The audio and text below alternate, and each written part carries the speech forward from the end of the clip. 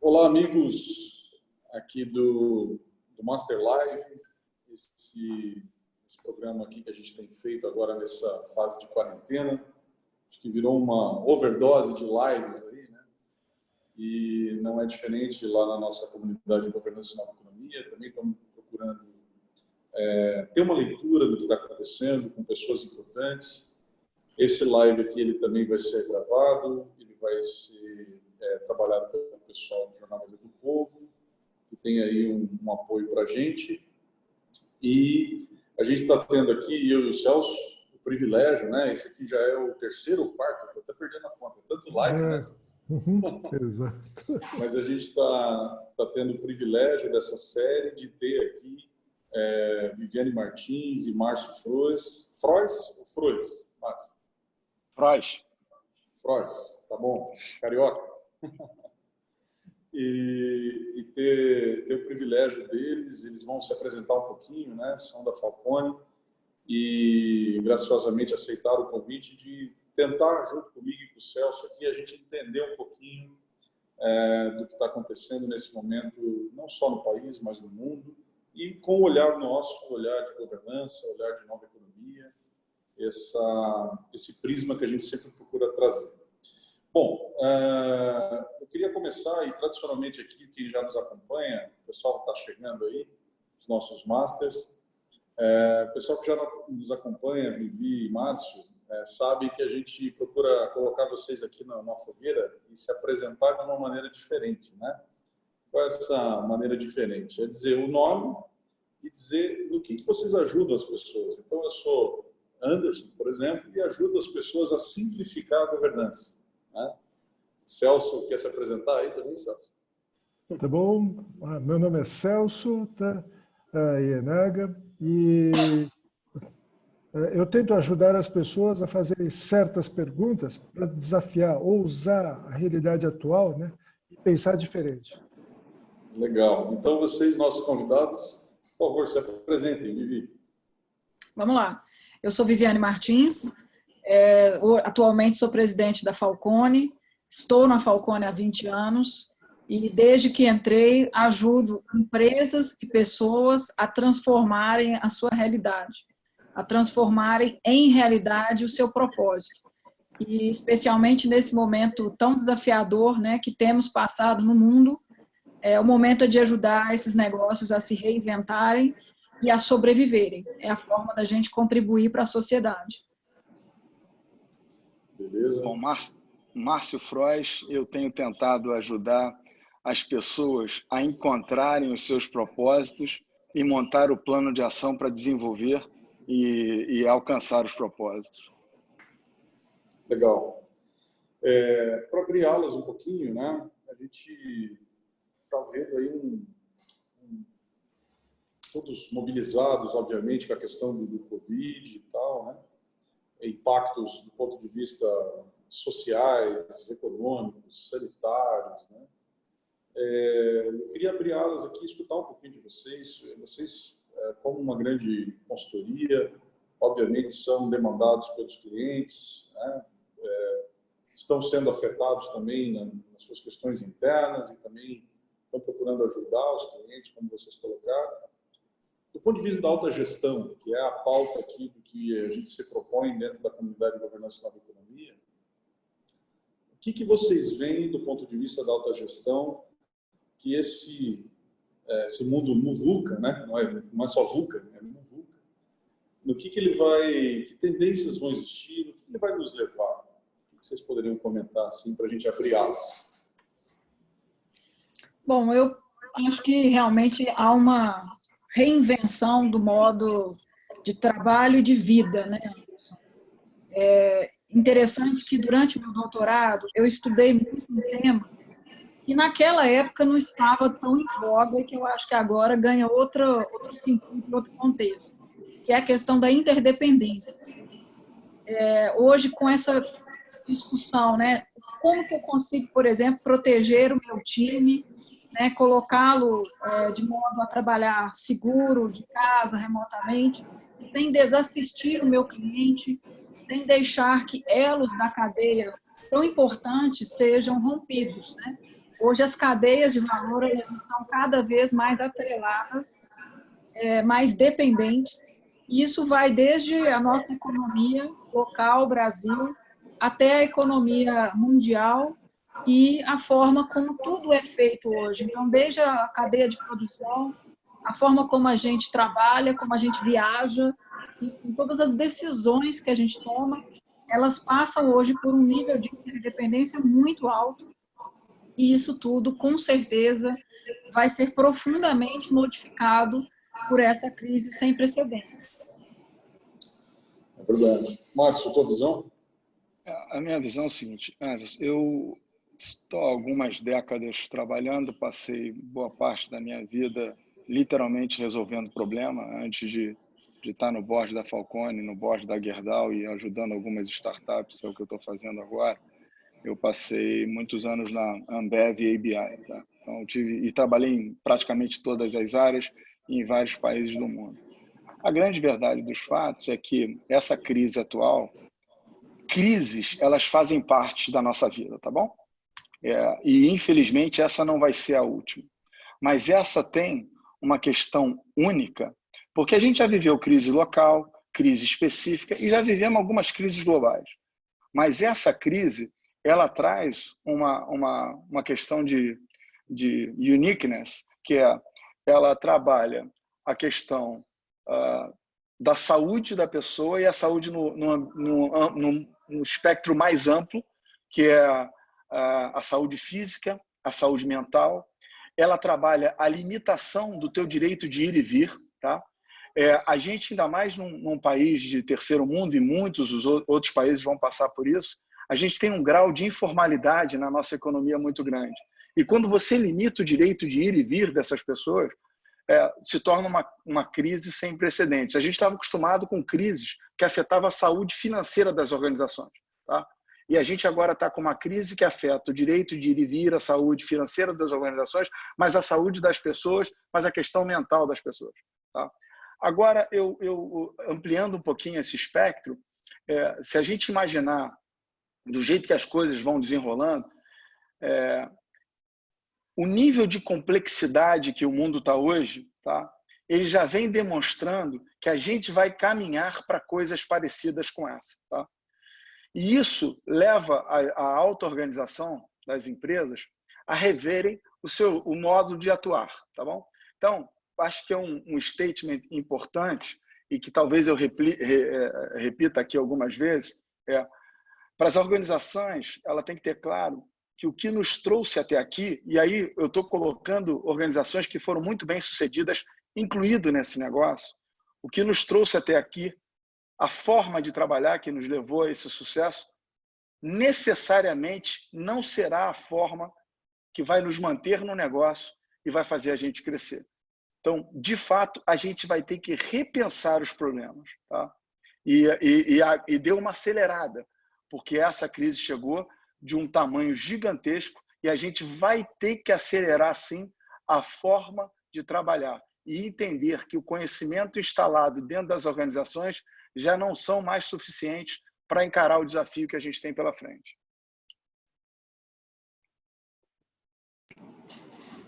Legal. Perfeito. Celso, quer fazer alguma pergunta aí, por favor? Não, eu acho que, assim, bacana, os pontos que foram colocados por vocês, né, Márcio e Viviane, né? Assim, para começar esse debate, que eu acho que é um ping-pong bacana entre a gente, nesse rápido tiro, né, para cada um dos lados, e a gente poder pensar sobre as questões, né? Queria também colocar aí, nesse primeiro momento, né, que diante dessa crise, na visão de vocês, quais as três principais... Só fala um pouquinho mais alto, Celso, por favor. Fala um pouquinho mais alto. Deixa eu ver se está podendo ouvir agora. Melhorou. Bacana. Valeu. Melhorou. Então, tá bom, né? Nesse momento de crise, então, quais as três decisões mais difíceis que os executivos e os conselheiros têm sido levados a tomar? Porque eu acho que este é um ponto crítico nessa discussão. Bom, eu acho que da parte dos executivos, e acho que eu estou mais nesse papel, né, do que o Márcio, que tem muitos anos de janela, mas agora também na governança, né, ele tem um chapéu duplo. Eu acho que, primeiro, essa decisão que eu comentei de você proteger o seu time sem desassistir os seus clientes, ela não é uma decisão fácil, né? Mandar o time trabalhar em casa e, no entanto, continuar mantendo o nível de atendimento aos clientes é um grande desafio. Eu acho que outra questão importante é fazer uma repriorização muito ágil de todas as suas iniciativas, ou seja, falando aqui da nossa realidade Brasil, nós começamos o ano animados com a perspectiva de 2020, né, e provavelmente a maioria das empresas fazendo aí algum plano de crescimento, de investimento, de desenvolvimento, e tudo isso precisa ser revisto em prol de conseguir manter não só a saúde do seu time, mas a saúde do seu negócio. Manter o negócio de pé é uma decisão importantíssima e é preciso agilidade para que algumas decisões duras, inclusive, sejam tomadas. E eu acho também que é preciso aceitar que a oferta que você faz ao mercado, o valor que você oferta ao mercado, ele também precisa se adaptar. Acho que a adaptação é uma palavra-chave nesse momento, né? Se a gente está dizendo que as formas de relações humanas, relações de trabalho e relações empresariais vão ser profundamente modificadas, a gente tem que estar muito aberto a se adaptar, porque tudo, de fato, vai ser um pouco diferente daqui em diante.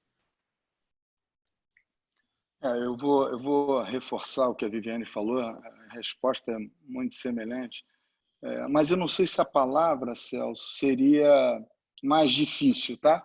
Eu acho que a palavra deveria ser a questão mais urgente. Então, o primeiro tópico absolutamente alinhado com o que a Viviane falou é gente, tá? Então, a gente tem que... As organizações, ela não existem. As organizações, elas são literalmente grupo de pessoas. Não tem a Falcone, tem a Viviane, o Ladeira, o Flávio, o Ellerson. São as pessoas que fazem as organizações. Então, por questões de coerência, a gente tem que colocar elas em primeiro lugar, tá? Então, e a atitude nossa... ela foi urgente, não acho que foi difícil, mas ela tem consequências. Você imagina que a gente opera em muitos países do mundo. A primeira decisão que a Viviane tomou foi o seguinte: vamos repatriar todo mundo, tá? E isso significa ter uma resposta para os nossos clientes, porque você precisa repatriar sem deixar de assisti-los. Então, como é que você faz isso num mundo onde tem uma série de pessoas que ainda são analógicas e que acreditam que a única forma de trabalhar é estando lá presente? Mas aí não tem negociação. Aí é você ter o convencimento de explicar que a sua prioridade é trazer as pessoas. Aí você traz todo mundo para perto de casa, e eu imagino que várias organizações fizeram o mesmo. Depois não é só isso, porque trazer é uma etapa. Depois é fazer o monitoramento de toda essa gente que estava fora para verificar como é que vai estar a saúde delas. Porque se você é coerente com gente em primeiro lugar, uma das questões fundamentais de uma organização é ter interesse genuíno nas pessoas, tá? Senão é conversa fiada. E o que a Falcone fez foi fazer todo o monitoramento dessas pessoas no período de quarentena, se estava tudo bem, se não estava tudo bem, fazendo um acompanhamento diário. Graças a Deus, a gente está aí com o nosso time todo saudável. Mas essa é uma decisão urgente, mas eu diria para você que não é difícil por coerência em relação ao que é importante. Uma coisa que a Viviane não falou aí, falou indiretamente, mas eu acho importante explicitar, é o seguinte, Celso, a gente tem que estar sempre pensando no coletivo, tá? E uma das razões de uma empresa é ela existir, tá bom? Então, sobrevivência é uma condição sine qua non da organização, tá bom? Então, a gente tem que ter isso na cabeça. Então, aí são decisões difíceis, sim. Aí entra na tua escala de difícil. Tem que entender e ter uma visibilidade muito clara do seu caixa, tá bom?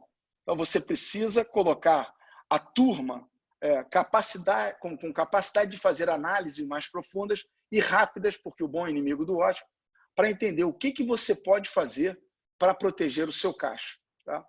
Outra decisão dura que tem que ser tomada é o seguinte: quando você monta um plano, ainda mais que você tem o teu plano de 1 ano, o teu 3-year plan, você tem um monte de sonho envolvido nesse plano.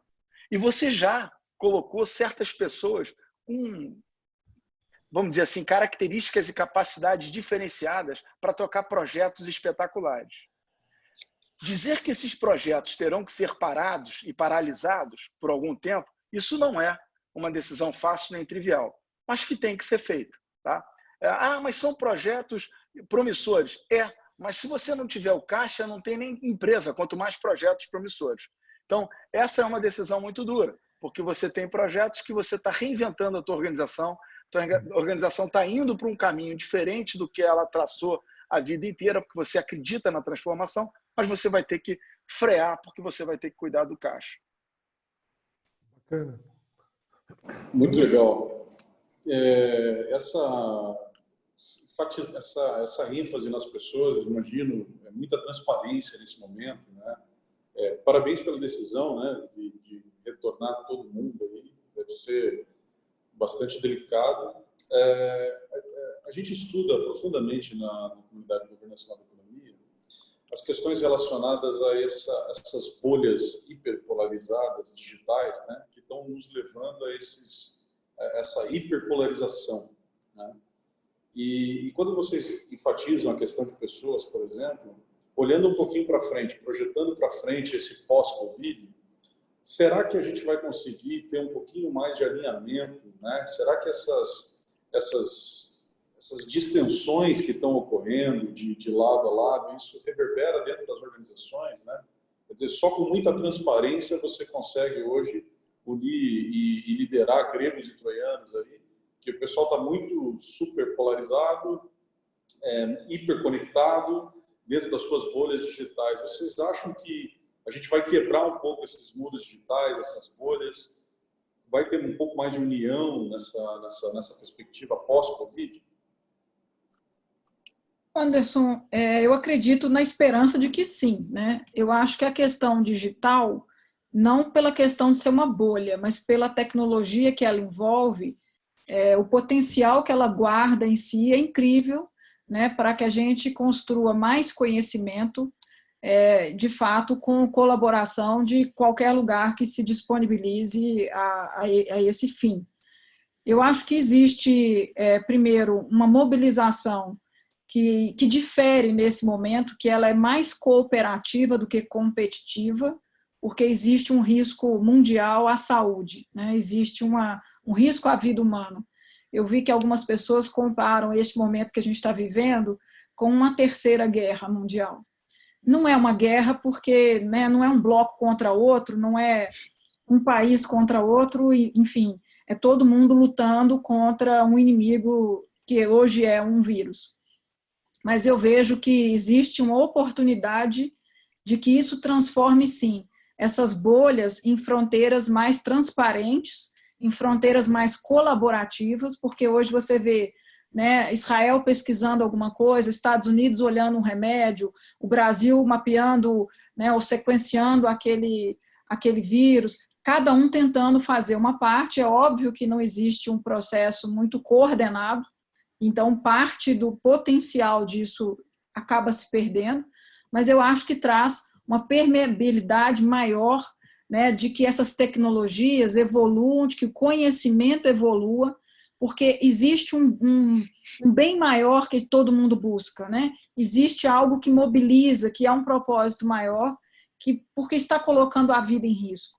Então, eu acredito que sim, que essas bolhas vão se tornar um pouco mais permeáveis, mas eu acho que a base de tecnologia, isso é um caminho sem volta. Eu acredito muito que, pelo contrário, que cada vez mais a tecnologia nos viabilize, se torne meio para o conhecimento seja ainda mais compartilhado, né, com um custo ainda mais barato e que permita também romper algumas barreiras, porque hoje está se falando muito do teletrabalho, do trabalho remoto, porque é a forma que a gente encontra de viabilizar a continuidade de decisões, de ações e do mínimo que precisa ser posto em marcha, preservando, né, o isolamento social que é recomendado, mas a gente também vai chegar na discussão da telemedicina, né?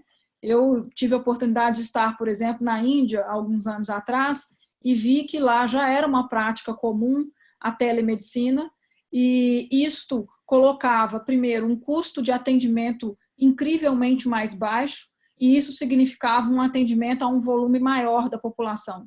Então, você tinha um alcance maior, por exemplo, utilizando-se da telemedicina combinada à medicina tradicional, obviamente, né? Ela tinha um nível até onde ela ia, combinada com a medicina tradicional. Então, eu acredito muito que a tecnologia ela tem ainda muito por trazer em termos de mudar não só a forma de trabalhar, mas inclusive a forma de medicina, a forma como se produz conhecimento.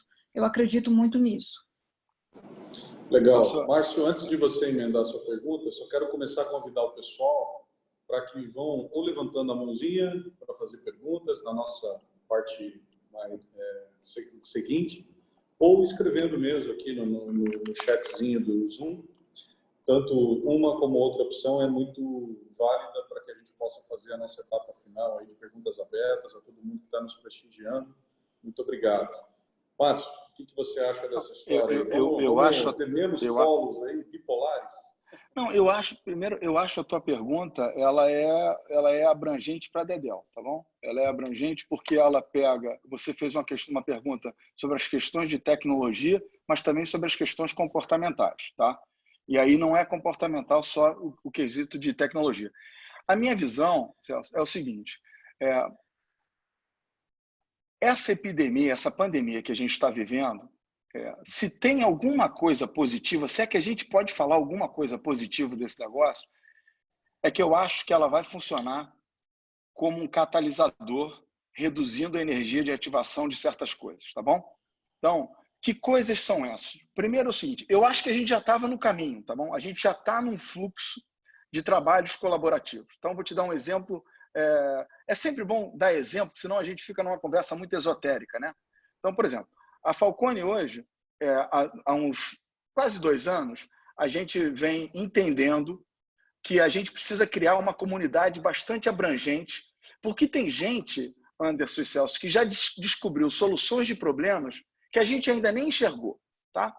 Então, se a gente não tiver aberto a ouvir essas pessoas e essas organizações, a gente vai estar sempre atrás. Então, só para você ter uma noção, hoje a gente já tem um grupo de 302 empresas de tecnologia que trabalham junto com a Falcone, tá? E que tem soluções incríveis, tá? O que na verdade, a gente vai... Por que eu acho que tem um efeito colateral positivo desse negócio? Primeira frente é o seguinte, agora a gente tem um objetivo comum. Duas coisas unem as pessoas, tá? Entre outras, tá bom? Mas uma é um inimigo comum ou um objetivo comum, um sonho comum. Isso une as organizações. A gente tem um objetivo comum agora, que é, de maneira holística, atacar essa pandemia, tá?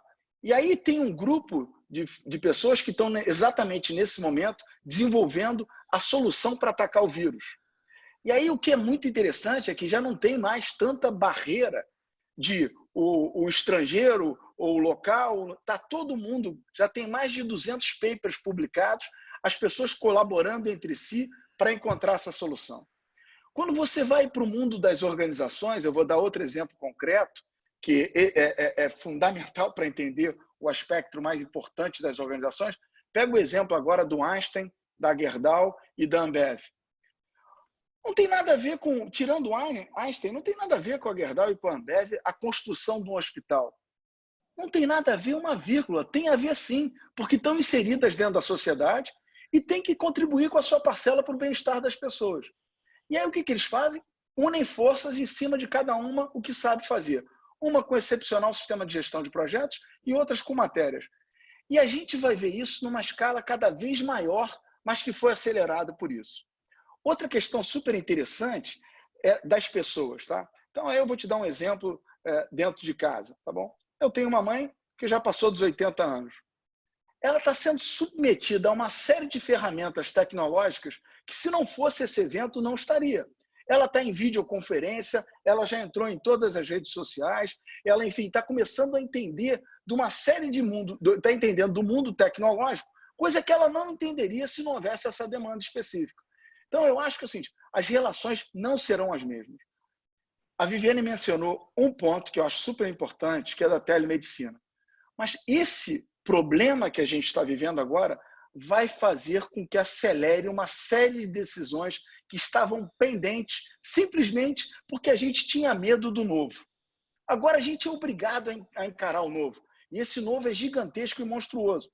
Então você vai ver a gente revendo as questões trabalhistas, de trabalho à distância, de relação de longo e curto prazo e médio prazo. Então eu acho que vai ser uma grande... Eu não acho que isso é novo, tá bom? Mas vai acelerar demais todo esse processo de transformação, que ele já estava existindo, mas com certo grau de letargia. Muito bom. Celso? Pois é, eu acho que, assim, Márcio, bacana esse ponto que você colocou, né? Que talvez tenhamos assim, um objetivo comum e um inimigo comum, né?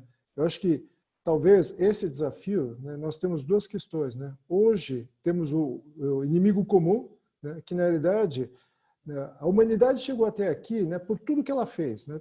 Todos nós participamos disso e chegamos e trouxemos a humanidade até aqui, e com erros e acertos, mas chegamos até aqui. Estamos tentando resolver um erro que, eventualmente, no meio do caminho, a gente corrigiu. Temos um evento, né? Portanto, o passado está tentando criar, tentando salvar o futuro, né? A grande questão, talvez, seja esta, né? Agora, também, né, por todas as questões que nós estamos vendo de tecnologia e tudo mais, tá? Como é que nós conseguimos chamar, tá, o futuro para salvar o presente, né? Como a gente pode chamar esse futuro? Aqueles jovens, né, seja em espírito, mente, alma, tá? Eles podem, né, contribuir para dizer assim, como eles gostariam que fosse o futuro, seja o futuro que eles vão viver, né? Então, assim, é convocar esse pessoal para dizer assim, ajuda a salvar o presente. Nós estamos hoje trabalhando aqui, nós passado, estamos tentando ajudar a resolver um problema que nós criamos para garantir um futuro para vocês. Mas vocês do futuro também venham para perto da gente e ajude a salvar o presente para construir o futuro que eles querem, né? Eu acho que esse é o desafio interessante que está posto neste momento da história, né? Excelente. Muito bom. Excelente. Bom, já estão chegando algumas perguntas aqui, eu vou começar a abrir, que a gente fica até num debate mais rico. A Márcia Cavalcante, presidente do Curitiba Angels, lá. Oi, Márcia. Márcia também, que legal sua pergunta aqui. Está falando justamente dessa questão de, finalmente, a inovação protagonista e não consumidora dos recursos da empresa, e que também, no governo, as perspectivas, eu acho que foi falado aqui no exemplo do Einstein, inclusive, né, que, de alguma maneira, a gente está conseguindo endereçar com menos, ou com mais colaboração, né? E acho que sim, Márcia. A Rosângela Márcia também está dizendo aqui, ó, ainda sobre comportamentos e formas de relacionamento. Ah, não, ela não completou agora. Como a gente vê a tendência de priorizar o relacionamento de longo prazo, considerando os riscos de disrupção na cadeia de valor, clientes, fornecedores, né? E quem quer comentar um pouquinho sobre esse ponto aqui da Rosângela? Bom, eu acho que a questão de relacionamento de longo prazo, ela tem muito a ver também com visão de longo prazo, né? De você ter sempre isso no seu radar. Você, como gestor, mesmo num momento tão dramático como esse que a gente está presenciando agora, é muito importante que a gente não pense apenas no curto prazo. É lógico que a gente, como gestor, tem uma série de medidas imediatas, né, que precisam ser tomadas para salvaguardar a saúde das pessoas, a saúde do negócio, fazer com que o negócio pare de pé. Mas a gente nunca pode perder de vista o longo prazo no sentido de qual é o nosso propósito, né? Como que eu me relaciono, como que o meu propósito está realmente conectado com essa cadeia, seja dos meus fornecedores, seja dos meus clientes, seja do mercado de trabalho ou com a sociedade. Eu acho que algumas questões, eu acho que, como o Márcio falou, vamos acelerar não só a discussão, como chegar em algumas conclusões. Por exemplo, né, a gente fala já do capitalismo consciente, do desenvolvimento sustentável. Eu acho que essas questões... Sociedade 5.0, renda Sociedade 5.0. Acho que a gente está mais próximo disso, né? Exato. A gente vai começar a ganhar ações muito mais concretas nesse sentido do que apenas a discussão. A gente fala, por exemplo, desse desenvolvimento sustentável e que olha, assim, de forma holística para como é que as minhas relações ocorrem, se elas se sustentam no longo prazo, como que essa relação com o ambiente e etc. Então, acho que a gente tem uma chance incrível de sair do papel, sair da teoria e colocar em prática questões que, sim, são muito importantes para o nosso longo prazo, não só para esses relacionamentos, mas para como isso é pensado na cadeia de cada empresa, e aí a gente vai expandindo para a economia como um todo. Perfeito. O Dongley está, só para emendar para você, Márcio, Dongley, que está Master também, Prof. Master, está perguntando quem que vai liderar esse processo, né? Empresários mordidos pelo Covid, governo, e daqui a pouquinho eu já abro o áudio aqui para o Marcos Rubem, lá do Rio, também um grande colaborador aí da nossa comunidade. Fala aí, Márcio. Quem fez essa pergunta? O Douglas, do Goods Capital. O Douglas somos nós. Somos todos nós. Tá? Detalhe, a gente tem uma responsabilidade muito grande nesse processo de transformação. A única coisa que a gente não pode fazer agora é não trazer para a gente a parte do protagonismo que nos corresponde. Tá? Se a gente ficar... E é isso que está acontecendo. A transformação da pergunta do Celso, da colocação do Celso e do Anderson, por que isso está acontecendo? Está acontecendo porque a gente está tomando protagonismo. Não é quem foi mordido e quem não foi mordido. É quem está no mercado de trabalho e quem não está no mercado de trabalho. É as pessoas entendendo que tem um objetivo maior desse negócio. Eu queria fazer uma ponte com a questão anterior. Eu não acredito em nada de curto prazo. Não, vou falar um pouco da Falcone. O propósito da Falcone é transformar a sociedade pelo desenvolvimento sustentável das organizações e pessoas.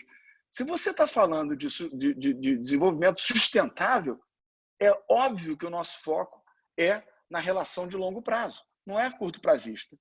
Eu vou dar um exemplo, tá? O que a gente está fazendo para cuidar dessa relação? Tem uma série de projetos, Celso e Anderson, que a gente está cuidando hoje, que não tem absolutamente nada atrelado à questão de sobrevivência. É uma evolução específica de um produto tal, ou um aumento específico de uma linha tal, ou alguma coisa de um desenvolvimento, de um QF, alguma coisa específica que não é necessariamente atrelado com a sobrevivência imediata.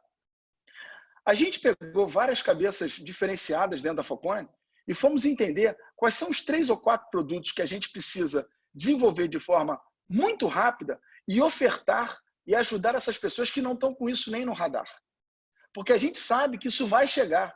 Então, se a gente, na verdade, não imaginar que a gente tem que atuar previamente e ficar esperando a demanda da empresa tal ou do fulano tal, já sabendo, tendo essa informação e visibilidade, o nome disso é sabotagem.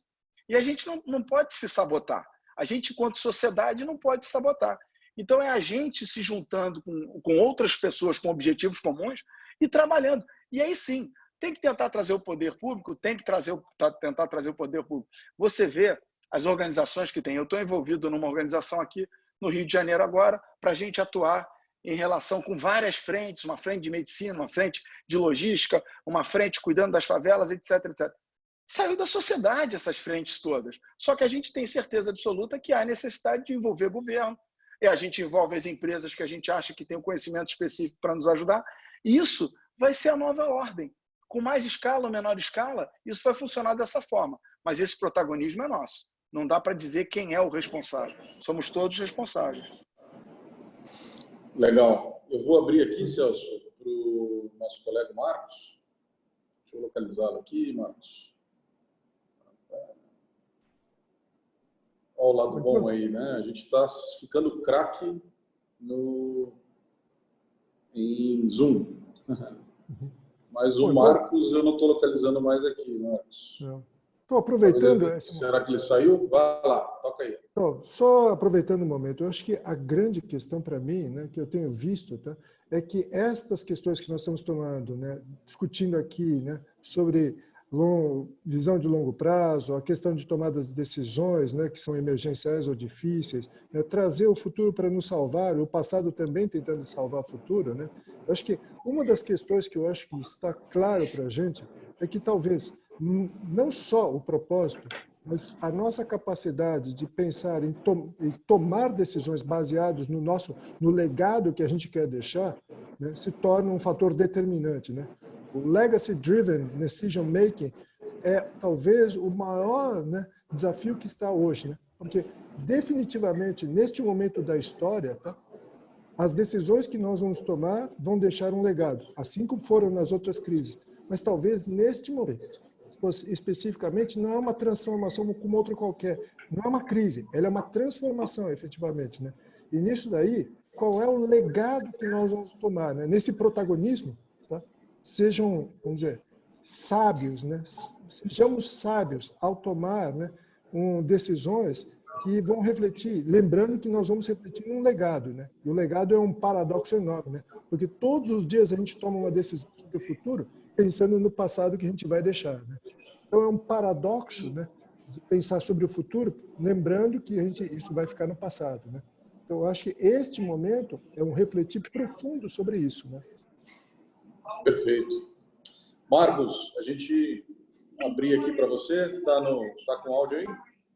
Eu escuto bem, vocês me escutam? Boa noite. Primeiro, obrigado pelo tempo de cada um de vocês, sempre muito rico e oportuno. Celso foi meu instrutor no IBGC 2016, prazer revê-lo. Eu queria fazer duas colocações. Uma, não sei se a turma da Falcone pôde ou teve condições, desculpa o áudio no fundo, mas home office, família, está todo mundo aqui no fundo escutando um áudio, tá? Desculpa. Mas se vocês tiveram condições de mapear, de alguma maneira, e aí vem a questão da diferença entre o discurso e a ação. A gente viu, como primeira reação, a diferença do discurso e a realidade do mundo digital que o Márcio colocou do mundo analógico. A quantidade de empresas que não estavam preparadas para se adaptar a um home office foi absurdamente grande. Eu só queria saber se vocês tiveram condições de identificar se isso independia do tamanho, do porte, capital aberto, familiar ou não, se foi uma coisa linear ou se concentrou em um determinado perfil, pode servir até de exemplo para a gente ter um foco de trabalho como líderes, né, de mudança. E a segunda colocação, do ponto de vista de conselho e de liderança, se faz sentido a gente tentar observar o viés pessoal na tomada de decisão nesse momento. Vou exemplificar. Por exemplo, assim como um juiz tem que se julgar impedido em determinadas situações de relacionamento, se você tem um CEO ou um membro do conselho que, desculpa o exemplo, tá, mas que a mãe está no grupo de risco, ou que é uma pessoa que está com extrema liquidez, que pode absorver um período de crise com muito mais facilidade do que quem não está, é uma situação de alguém que tem um irmão no grupo de risco. Se faz sentido a gente mapear esse tipo de viés para tentar blindar a organização de uma decisão enviesada, ou se não, seria uma colocação um pouco extrema demais na opinião de vocês. Obrigado mais uma vez. Obrigado, Marcos. Bom, acho que o Marcos colocou uma questão interessante, porque vamos partir de uma afirmativa que ele fez, né? As organizações, nem todas estavam, de fato, preparadas para trabalhar e atender e continuar atendendo o seu cliente de forma mais remota. Ele perguntou se isso tem relação com se é familiar, se é pequena, se é média, se é grande. Eu vejo uma relação com a diversificação geográfica da empresa, porque, claro, aquela empresa que já está dispersa geograficamente, ela já convivia antes com algum nível de trabalho por videoconferência, né? Enfim, ela já tinha algum nível de estrutura para isso. Aquela que é mais centralizada em uma localidade só, em geral, ela poderia estar com menos preparo para isso.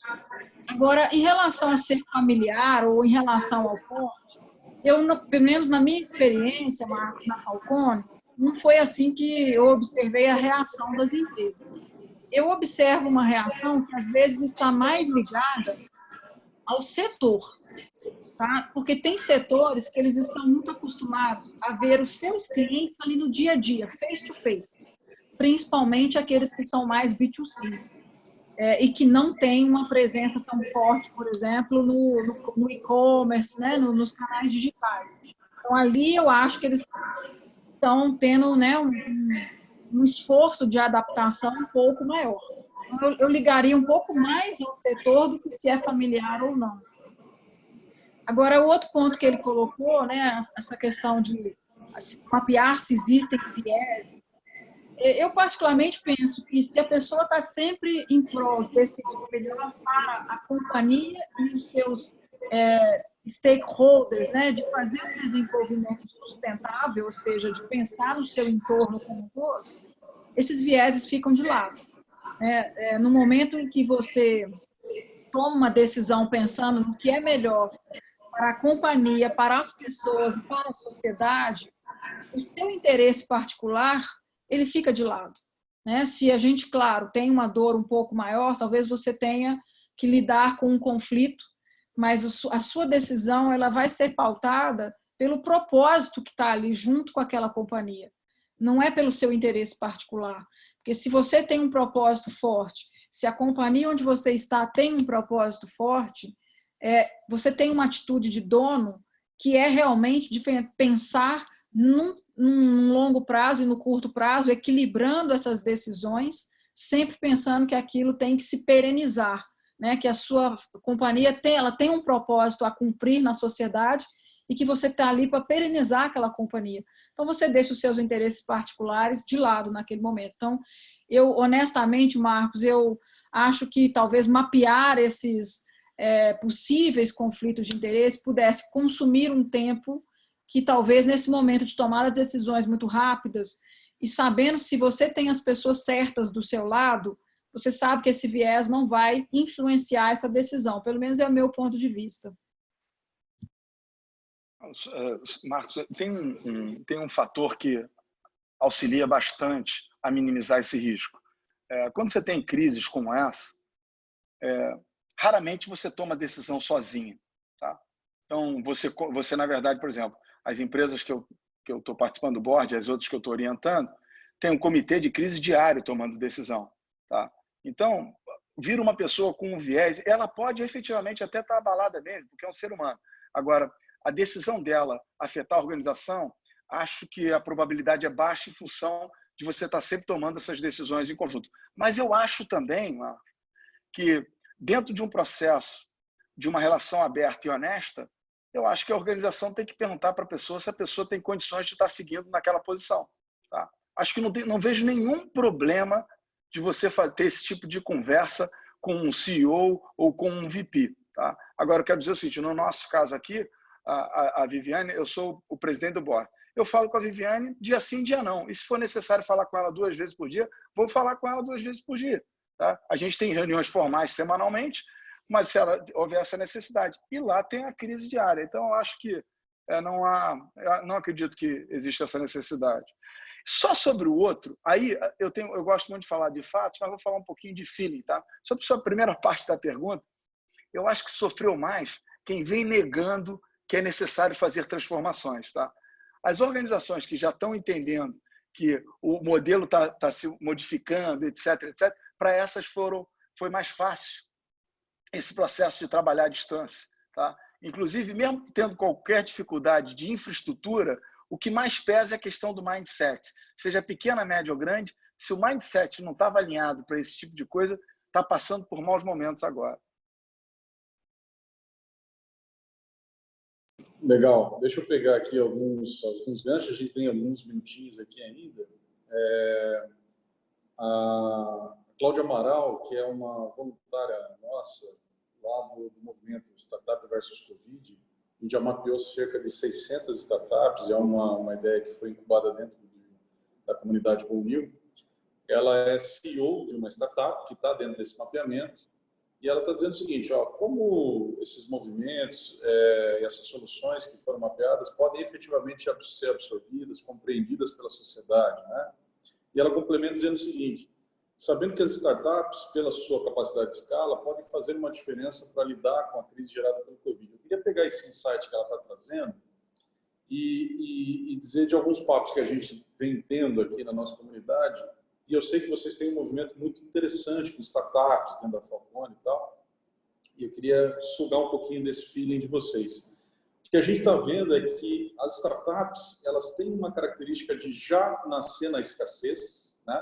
As pessoas que estão trabalhando em cima disso, elas já têm uma predisposição a não ter muito recurso e estar trabalhando online e estar numa situação de ter que inovar e ter que vender o almoço para comprar a janta. Quer dizer, coisas que hoje muitos dos empresários brasileiros estão diante dessa incerteza total e foram colocados numa incerteza total que talvez as startups também, em muitos casos, foram afetadas, né? Tem pouco fluxo de caixa, etc. Não vamos ser levianos aqui. mas talvez algumas características que existem dentro do ambiente de inovação, elas são interessantes, como a Cláudia está falando. E o que vocês acham disso? Qual a experiência da Falcone tem nesse tema de nova economia, entre aspas, né? Com todo cuidado nesse tema?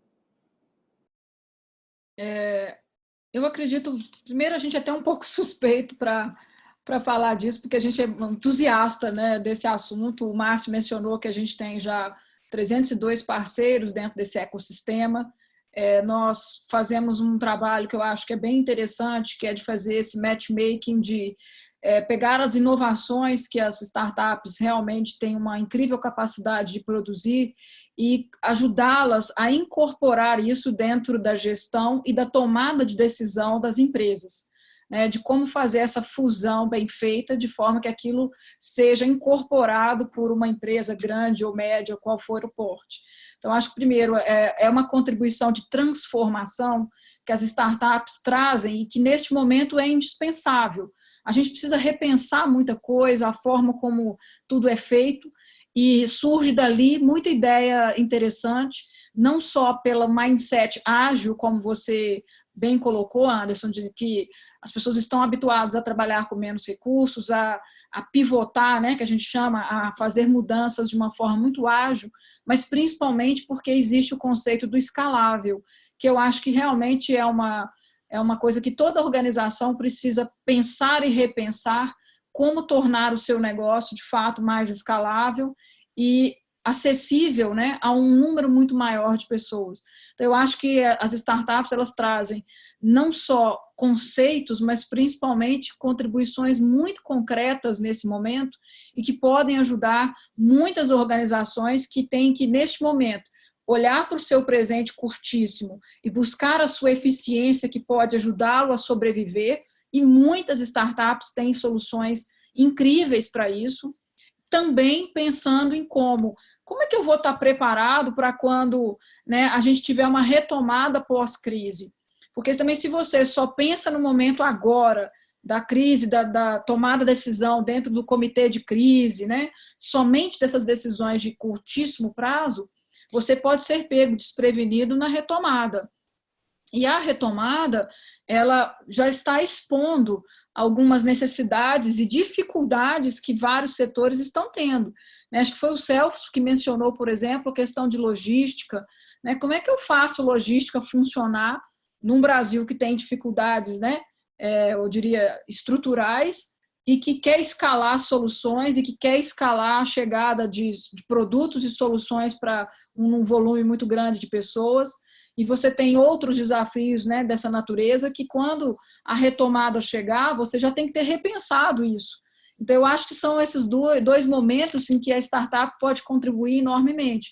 Inclusive, eu acho que a gente tem uma experiência bacana nisso na Falcone, seja no momento de você, de fato, pensar fora da caixa, fazer diferente e fazer mais com menos, né, você buscar a eficiência para manter o seu negócio de pé, e também se preparar para uma retomada, que as transformações, muitas delas vão permanecer. Pelo contrário, né, o nível de exigência e expectativa do cliente face a essas transformações só vai aumentar. E a gente precisa estar preparado para responder a isso. Eu queria aproveitar aqui, talvez, e aí perguntar para o Márcio, né, exatamente um ponto que a Fernanda Andreassa, uma das Masters, aqui colocou, né? Como estabelecer uma governança que respeite o propósito de forma efetiva e por longo tempo? Como estabelecer uma governança que realmente pense em todos os stakeholders? Vocês acreditam que pode haver um conflito de agência, interesse dos acionistas versus propósito? Excelente pergunta. Não acredito. Se de fato a gente tiver um propósito muito claro, vamos falar um pouco. As pessoas costumam ter dúvidas sobre algumas atuações, as pessoas falam o modus operandi, a cultura, escolha a palavra que quiser. Mas a cultura não é o que está no papel. A cultura é a forma com que você opera no dia a dia, a maneira de fazer as coisas.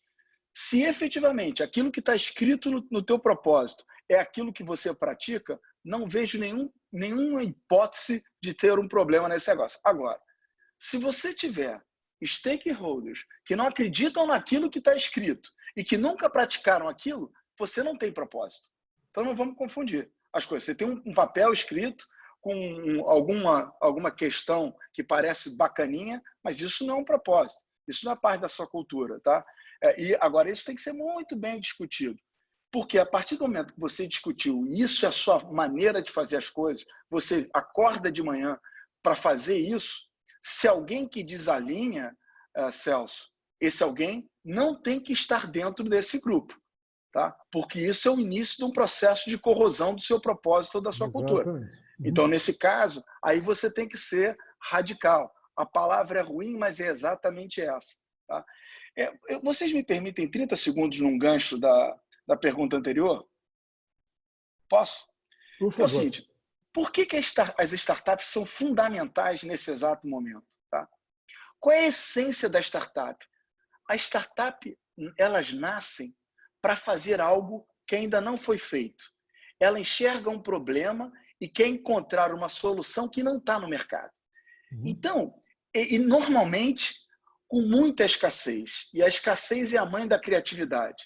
Quando você tem escassez, mas tem vontade de fazer o novo, você não tem nenhum problema de errar. E a gente precisa, quando a gente enfrenta o novo, do jeito que a gente está enfrentando esse momento nosso agora, esse mindset de escassez, porque a gente não tem dinheiro para tudo, e de tentar e aprender com os equívocos, mas errar na velocidade de uma Ferrari ao preço de um Fusquinha, e não ao contrário, que as grandes organizações têm uma mania de estar equivocado e querer defender o seu posicionamento. Na startup não tem isso. Você nem tem tempo. Se você já enxergou que errou, você já quer aprender com aquilo e movimentar. Então, esse mindset das startups, ele é fundamental para o cenário que a gente está vivendo agora. Muito legal. A gente... Celso, posso só Pode, colocar aí um temperinho na resposta do Márcio, porque essa pergunta da Fernanda eu achei ela muito interessante, mas eu acho que ela transcende a questão da governança. Ela entra, e aí vou falar um pouquinho da minha sardinha, né?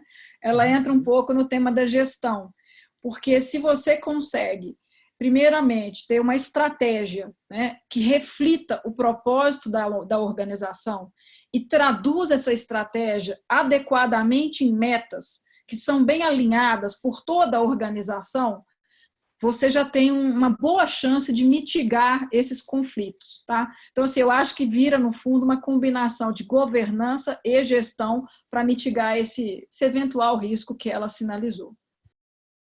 Bacana. Muito legal.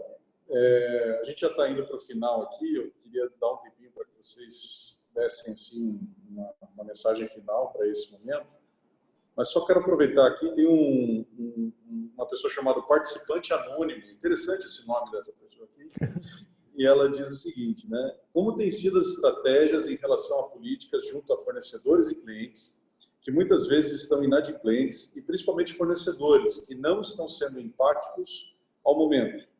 Quais as discussões desse viés com o Conselho? Como têm sido os interesses nesse sentido? Né? Então, acho que esse jogo aí de postergação, de fornecedores e tal, estava vendo uma live esses dias onde alguém falou assim, olha, não vamos esquecer que o Covid vai passar e ele vai ter que continuar seu fornecedor. Né? Vocês acham que tem uma experiência bacana do ponto de vista dessa cadeia de valor em muitos dos clientes? Talvez possa colaborar com a gente com essa pergunta aí. Bom, eu acho que tem que ter uma análise. Eu acho que a gente tem uma experiência na Falcone interessante porque a gente trabalha para praticamente todos os setores da economia, né, Anderson? Então, hoje eu vou falar mais da relação com clientes do que com fornecedores, mas é óbvio que o cliente me olha pelo lado né, de via de mão dupla.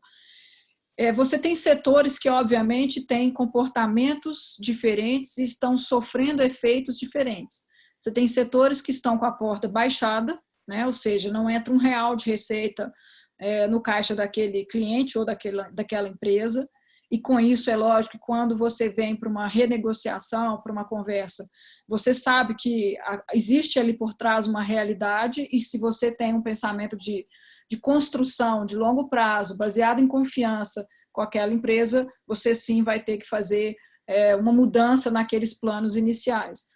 E você tem setores que, por outro lado, estão sofrendo um pouco menos, né? Que ainda mantêm a sua porta aberta, que são setores considerados vitais para manter o mínimo funcionando, e esses setores também têm, obviamente, algumas dificuldades, as necessidades mudam nesse momento, acho que isso é muito importante a gente olhar, seja pelo olhar, né, da relação cliente-fornecedor. Eu acho que a gente precisa, mais do que falar só do prazo de pagamento ou dessa renegociação, ter um olhar muito sensível e atento que as necessidades desse cliente ou desse fornecedor mudam, né? Elas hoje são diferentes. Esse cara quer que eu ajude-o a montar, por exemplo, um comitê de gestão de crise, a repriorizar suas iniciativas, a primeiro descobrir por quanto tempo ele para de pé, a testar, fazer um teste de estresse no caixa dele. Ele tem necessidades que são muito imediatas e que eu preciso, muitas vezes, ajudar a suprir para ajudá-lo a pensar no pós-crise, depois disso. Então, assim, existem setores que se comportam diferente, que têm necessidades diferentes, mas eu acho que existe aí sim. Primeiro, a economia está abalada, né? Não adianta a gente ignorar esse fato, porque a gente entrou o ano pensando num PIB, hoje, obviamente, até o sinal dessa perspectiva de PIB já se inverteu, e a gente tem que se adaptar. Desculpa, a gente tem que se adaptar a essa realidade. Então, acho que sim, tem que haver uma sensibilidade em relação a isso, mas a gente tem que olhar, eu digo caso a caso, porque existem setores que estão sofrendo mais do que outros e, claro, empresas que têm mais ou menos fôlego de caixa para suportar esse momento. Sensacional. Muito obrigado pela aula, gente. Eu e o Celso temos sido muito privilegiados aqui do engajamento. Não só a gente mantém até agora aqui 60 pessoas, mais ou menos, no nosso vídeo, né? Uma audiência incrível. Muito obrigado a todos que têm nos acompanhado. A gente vai gravar isso, vai disponibilizar também para toda a nossa rede. Então, eu queria agradecer muito a você, Viviane, ao Márcio também, e dizer que eu gostei muito do que o Márcio falou, né? Que é a gente, né? É a gente que tem que assumir esse protagonismo e fazer acontecer. É isso que a gente está tentando fazer aqui, é isso que vocês estão tentando fazer aí, e é isso que tanta gente boa que está nos acompanhando aqui nas suas casas, nesse momento delicado da sociedade brasileira, né, do mundo todo, estão tentando fazer. Tenho certeza que aqui está uma agenda do bem, né? E eu queria dar a oportunidade, então, de vocês darem uma mensagem final para toda essa galera aqui que busca estudar, acompanhar as questões não só de governança, mas de nova economia. Bom, Viane, vou deixar você terminar, tá? Então, vou abrir. Então, o que eu queria dizer para as pessoas é o seguinte, a gente tem uma oportunidade a cada dia de buscar mais conhecimento. Não perca essa oportunidade. Tá? Tem muita... Eu tenho conversado bastante com a turma da Falcone, com as outras pessoas, a turma das startups que eu mentoro, etc., que a turma acha que eu tenho contribuído de alguma forma para a evolução deles. Eles não têm noção do que essa interação tem feito bem para o meu desenvolvimento. Eu tenho aprendido demais. A minha curva de aprendizado, depois lá dos meus 25 anos de Ambev, que eu achava que ia entrar num platô, ela veio literalmente agora numa exponencial. Não perca essa oportunidade de buscar mais conhecimento. Esse é um. O segundo é o seguinte, tem muita gente bacana e muita gente com disposição para fazer as coisas. Não perca tempo com quem está do teu lado dizendo só não dá, eu já fiz e não foi, etc. Não gasta a tua energia com esses vampiros de energia. Gasta a tua energia com quem está a fim de fazer as coisas junto com você. O nosso tempo é muito precioso para tentar convencer alguém que não quer ser convencido. Tá? Então, gaste a sua energia. E eu vou dar um furo para vocês do negócio que a gente está antecipando agora, que a gente acha que é fundamental. A gente não vai transformar o nosso país sem atrelar isso à educação, tá bom? Vamos falar de uma equação muito simples, só com duas variáveis. Vamos falar do PIB. O PIB ele é afetado por duas coisas. Uma é o crescimento demográfico e outra é a questão de produtividade. A gente não tem mais o low hanging fruit do crescimento demográfico, tá? Nós vamos ficar aí perto dos 200 milhões. Então, a gente só tem um caminho, que é melhorar a produtividade do nosso país. Não se melhora a produtividade sem melhorar o nível de educação e formação das pessoas. Não existe essa possibilidade. Não é um equipamento. O equipamento diferenciado só vai surgir se tiver uma pessoa por trás desenvolvendo esse equipamento diferenciado.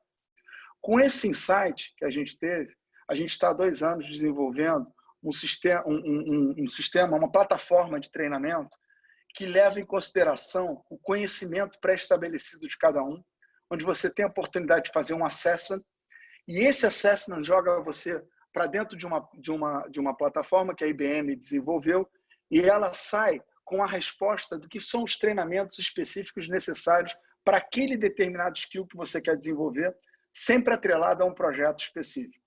Isso nasce amanhã, chama-se Falcone Road of Skills and Talents, a FIRST, e a gente vai começar num processo abrindo para todo mundo uma experimentação for free, para as pessoas entenderem do que a gente está falando.